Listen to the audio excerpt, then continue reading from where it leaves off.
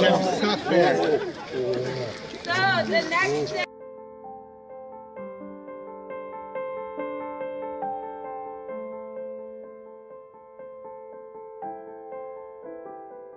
Really short thing. Somebody says something, that's it. There's no other depth to it. So we go from one thing to the next. We've learned to listen in very short segments. To deeply listen to someone else is an incredible gift to them. It is the honoring, the respecting, the receiving of the gift that they are giving you through a story. Your listening can dramatically change the story you receive. The way you listen encourages the story to come forward in quite a different way. So this role of witnessing, I encourage you to practice it and to be aware of your own listening. Often when we hear a story, our own story is sparked, so our brain goes off with our own story. Can you stay with the storyteller? And this witnessing role is asking you to receive the gift of the person in the story. Can you reflect back to the person the gift that they are?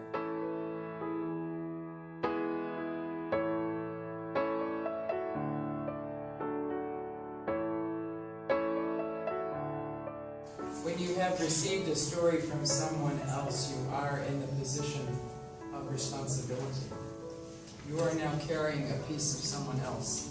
How will you treat that? Will you be respectful with that piece, with that gift that was given to you? Will you hold it in trust? Will you be mindful of how you might share that, so that if it's something very personal you heard, that you hold that for the group that it was given to, unless it is free to travel.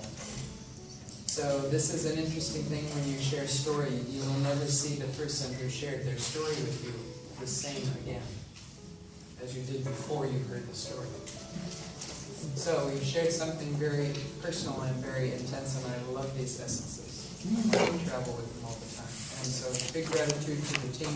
It was lovely working with you last night and lovely seeing you work today.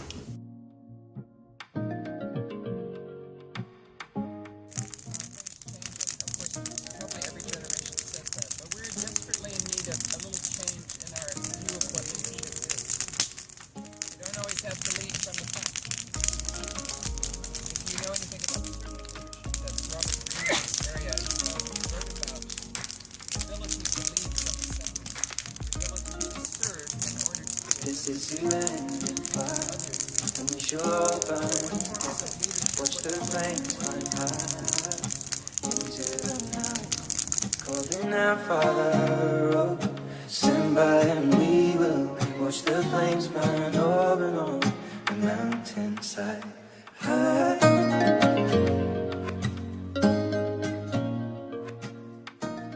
Franchement très coopératif. And it's a very cooperative way, isn't it? Or path. Thank you, Paul.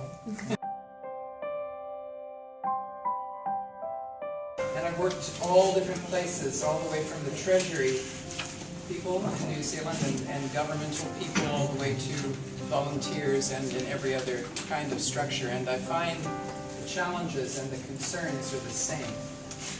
Although our business world seems to say that's just soft stuff, actually the soft stuff is really the hard stuff.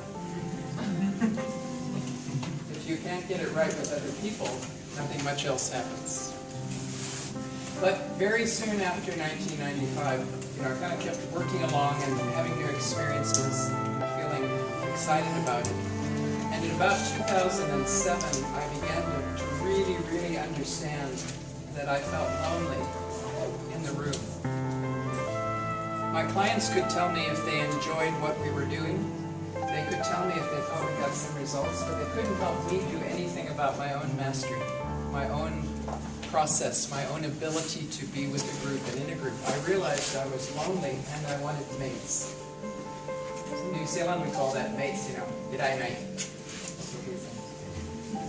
And a mate is an interesting person. A mate is somebody who will be at your back, somebody who will support you, somebody who is willing to tell you the truth about yourself and to point out where you could use some help, hopefully in a nice way. Often I say I love learning, not necessarily at the moment when it happens. But afterwards I always love it.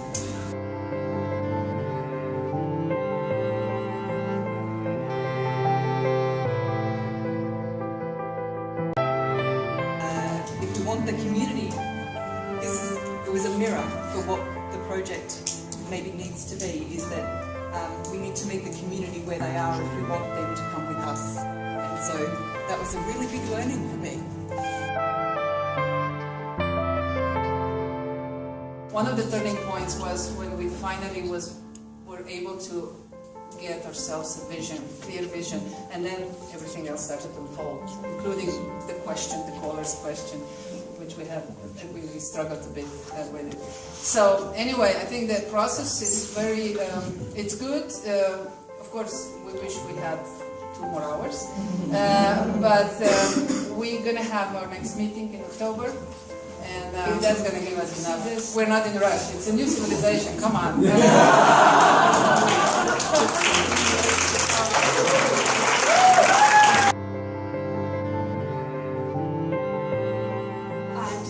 Very frustrating in a way, and then these butterflies came from a different group, very joyful and playful, and they just flew.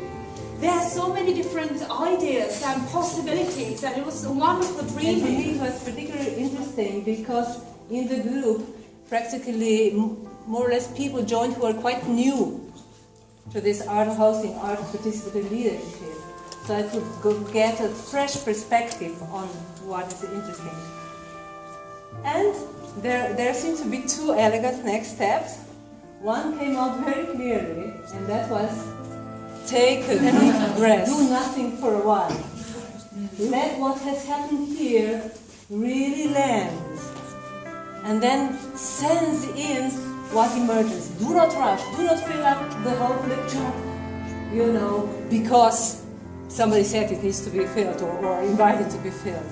I'm very grateful. Amazing as we are, we had already foreseen that it would be really nourishing to have a series of some simple events planned ahead, which would be just an offering if anyone wants to experience more, learn more, engage more around something that matters in terms of applying what we are experiencing here to concrete visions and potential projects.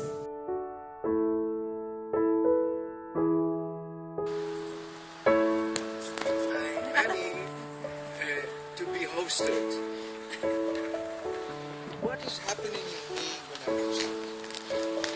How can I best be hosted? What does it require from me to be hosted?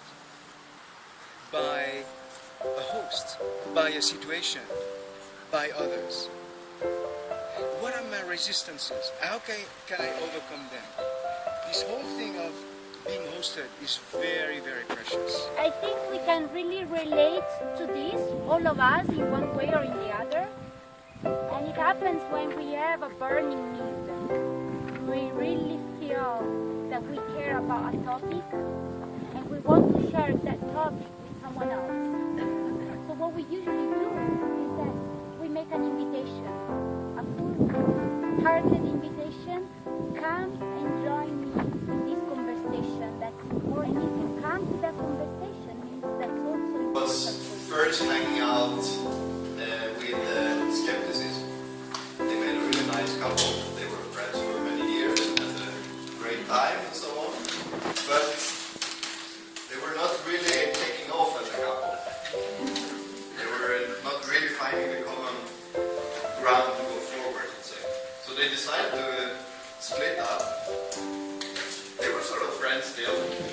The healthy skepticism was still existing there. But what happened was that the inquiry was in 1987 through an article meeting understood.